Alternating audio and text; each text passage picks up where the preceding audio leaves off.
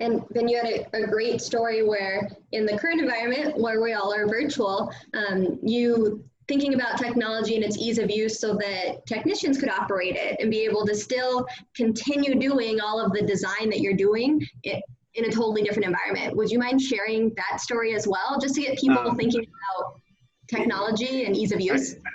Absolutely. There's earlier on in this this level of 3D printing, the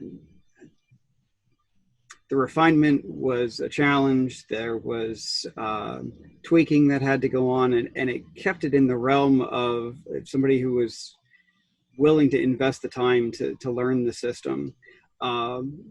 In March, I had the opportunity to introduce one technician in the lab through an introduction of using this printer.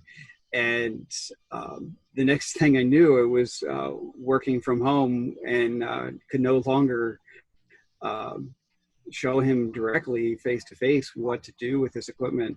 And I was able to slice the file, get it, all the supports in the right place, email it.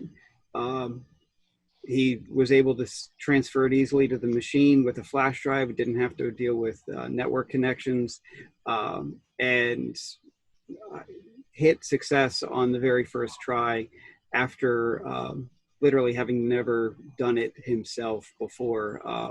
It really is, I think, impressive and very helpful as to the level of technology in the printers that are available now.